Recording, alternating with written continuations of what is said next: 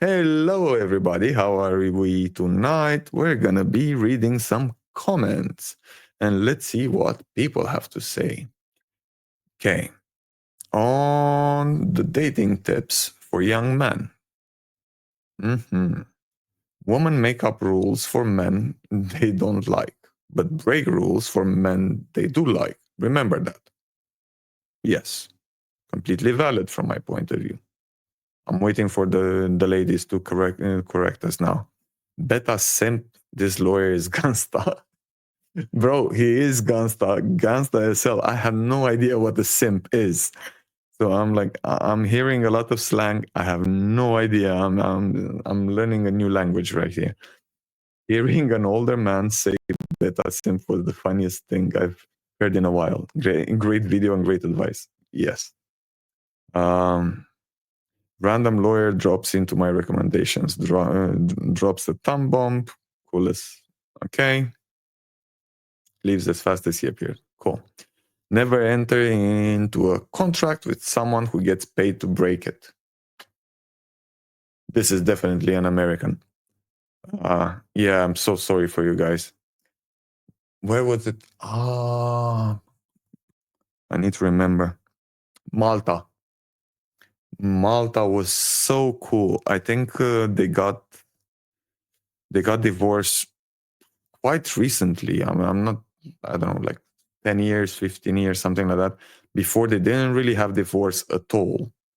And after that, when they did put divorce on the menu, you had to like stay for another half a year or 1 year just to try to patch things up. Maybe it works with like support and blah, blah, blah, blah, blah. It's like because they're so religious, and this comes to what been said like a few minutes ago with religion and the role it plays in relations and families. Because in Malta, they are so religious. They're more Catholic than the Pope, I think. Divorce was definitely not on the menu for them. And that does come with some caveats, because most of the dudes that I was talking in their like 20s, 30s, they were like, nah, we're not getting married, man. And even the tax system there, when I visited, the tax system was designed for you to get married. So you're basically forced by the system to get married. You're paying extra, I don't know, like close to double, I think. I don't know. Definitely like another 5-10% extra in tax if you weren't married. So they were definitely trying to encourage people to get married. Young dudes were like, no, man, there's no chance of escaping that thing. So it's like, no, no, no, no, no, no. I'd rather pay taxes. So you have pros and cons. Always you have pros and cons. You have to choose yours. But Mr. Rick, definitely American, because I think in America it gets really, really bad with divorces. Don't lead with your wallet. Best ever advice to avoid the wrong woman or the wrong man. Let's not discriminate. This is 2025. Yeah. I know plenty of women that make shitloads of money and they work their ass off. Same thing applies for everyone. Let's not. I completely dislike this shit on social media with going into extremes. So it's like, it's about reading red flags. It doesn't matter if from the dude or from the dudette. Doesn't matter. A divorce lawyer is probably the best source of advice. He knew what he knows what doesn't work pretty well. Yeah, cool. Another thing that I heard from a divorce lawyer was the fact that a lot of couples pretty much end up divorcing after they have kids or after they have the first kid. And so it's like you have financial problems, plus you have the part where one of the partners kind of becomes obsessed on the I am a parent, I'm a parent, I'm a parent, and that's it. It's kind of, you forget how you ended up becoming a parent. So it's like that part disappears. And I see that a lot with shitloads of married couples that haven't even been sleeping in the same bed for freaking decades. So basically, since the kid appeared, bye bye. no more intimacy, no more nothing. That's how you end up with that's becoming jealous when the kids and all of this other crap is not healthy. It's not healthy for the kids. It's not healthy for the relationship. Yet again, just my dumbass opinion. But yeah, coffee first dates are a great filter for genuine interest. My girlfriend showed up with enthusiasm and she doesn't even drink coffee. I always invite people for coffee, and I really do not care what you drink. You can drink a pint, you can drink a cup of tea. I do not mind. I just remembered one of my first dates, and I was poor. I was so poor. Not that I'm not poor now, I'm still poor. That's fine. I just don't mind it anymore. I was in my second year of uni, and I invited a girl for a date. I took her out with the bus. And it's not only that I took her out with the bus. I was in um, my first uni was in a city in Romania called Constanța by the seaside. Beautiful city. If you end up in Romania, you should visit. But you could do a trick if you didn't want to pay the full price of the bus ticket. So you just have cash, wave it at the bus driver, and the bus driver would just take you in, and you would stay in front with the bus driver. So I basically did that, and I hailed it as a cab.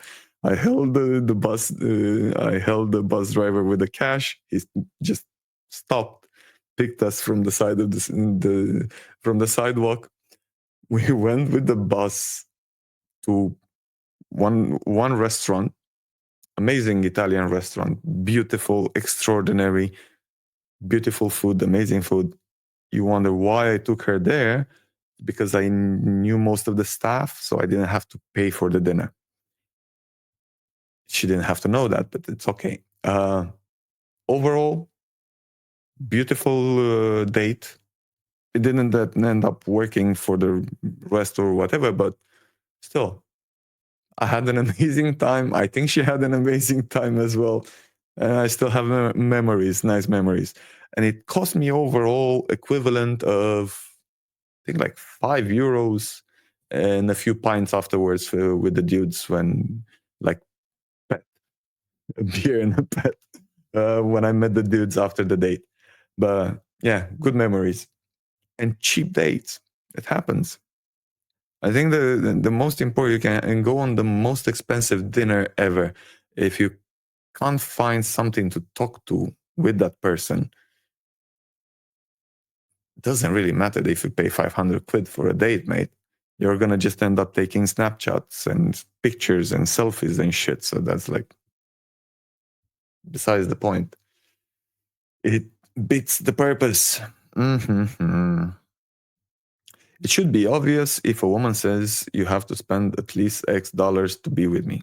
It's not even to be with you, it's only to go on a date with you. That's to be with you, it's already like you have to provide the bank statement and all of that thing, sign contract. That she doesn't give a fudge about you. Yeah, cool. Fine. Because I said I'm going to keep it quite short, let's swap to comments from what boyfriends of Instagram say. Let's see. Share this tab instead. By the way, because this is from 2 days ago. Hello, beauties. Hi. The full episode with Freya goes live on Monday. So yeah, if you guys want to see the full episode, this lady seems really cool. I like her views, most of them, I suppose. So go subscribe to names, Chris Williamson, and you're gonna see the video full interview on Monday. Cool. Who is it for if your boyfriend is right there? That's exactly what I said. Protect this woman at all costs. Yeah, she's cool. This lady is spot on. Every girl on Instagram thinks that they're an influencer. It's quite sick, actually. The older I get, the more I see social media as a stain on our society. Man, it's not a stain. It's a freaking virus. A virus. Same thing. Tough question with a very likely unpalpable answer. And it's hard. I think it's going to get harder and harder to compete for dudes. Not that difficult for them, for the women, because it's like, I wouldn't expect, okay, if you look like a top A mother lover and you post the picture and all of the women are starting to like simp over you, yeah, maybe it would be harder for your partner to compete. But other than that, if the girl posts bikini pictures online and she gets hundreds and thousands of reactions from all of the dudes and all of the dudettes in the world, your company, it's kind of like, yeah, you haven't bought me flowers in 2 weeks, you bastard. Look, this guy sent me like 5 emojis in 2 seconds after I posted the picture. Hard competition. And they're gonna get more and more obsessed for reactions from other people. Don't see that healthy for a couple, but yeah. The picture of themselves is more important than their own boyfriend. Then it's not a boyfriend anymore, it's just a photographer. Change the title. Put him on the paycheck. Pay the guy fair share and move on.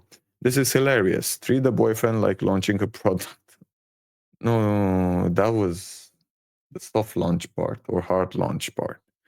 So, but first of all, that would presume that if you have to think how to present your partner on social media, that means that all of you can't even call them friends anymore, because I thought at the beginning with Facebook and Instagram, you were supposed to post for your friends and family and crap and so on. But now it's just basically everyone has a following. So if she's worried that soft launching or hard launching her boyfriend would damage her following just because everyone presumes and assumes that she's single all the time. I think that by now, pretty much everyone who actually uses these platforms understands that behind every girl on Instagram, there is a dude that has to do the clicks. Or, hey, if you are an Instagram boyfriend from now on, put a finger in the picture. Like, put your mark on it. Signed, the dude. My ex wanted me to join Facebook just so she could put in a relationship and tag me on it. Ooh. Once I realized she wasn't really engaged in the relationship and was doing certain things for likes, I had to end it. It's a massive red flag to me if someone is not present in the moment and are doing things just for validation from strangers. Ugh, yes. When you don't have social media, none of this stuff matters. So true. So true. I'm actually happy I didn't get the bug. Yeah, I am forced to have the messenger from Facebook because I have some humans that only communicate with me through that bloody messenger. I have WhatsApp for the other humans who want to communicate with me through Messenger. No, WhatsApp, sorry. And that's it. Funniest thing ever. I work in social media marketing. And I don't have a social media page. I'm like, ooh, okay. But at least I'm not dealing with this kind of thing. So at least I'm promoting some other type of. My clients are not promoting social crap, so that's fine. At least I'm off the hook on this. I have an excuse. Narcissism, entitlement, shallowness, you name it. Social media has ruined relationships. Yet again, if you haven't seen Black Mirror, go watch it. You're gonna get scared because that show, it's quite old by now, but so many of those episodes, which were supposed to be very scientific and blah blah blah, very out of this world, they're kind of coming through right now in a really scary manner. And if you look around, we're tending towards a combination, a dumbass combination between Black Mirror part and Idiocracy, another really old movie, but yet again, same thing. Scary shit is happening. There's a girl I went to school with who just posts photos of her crying all the time. I swear social media just made women worse than they already were. No, look at the dudes as well, man. It's like either it gives them more more room to like actually show how they normally are, because yeah, before, let's say, I don't know, in communist Romania, if a woman opened her mouth, it was like dangerous shit. You could end up being beaten up by your husband, and after that being beaten up by everyone else, and everyone would treat you badly because it's your fault, and all of this crap. And before that, you had the obsessive parts with if the priest found you fancy, you were a witch, so burn her on the stake or whatever. So it's like, okay, granted, it's been horrible for women and throughout history. But now we're going in an extreme that really doesn't make sense, and it doesn't really seem healthy. This crap with crying all the time, as long as you don't have, like, I don't know, find help. Therapy line. Where you're living, you might have something for free service. Dial 999. I need help. Wait, and you have the ones, oh, which one I saw that scared the shit out of me? The one with feeders. So you have, but there is like, it scares me from both sides. So you have dudes that pay for ladies to eat, and they just watch them bulk up and become like, I understand that the body loving and whatever works, but come on, man. We're taking it to extremes that really don't make sense. Where on earth did you find this lady? What a breath of fresh air. This comment makes me feel sad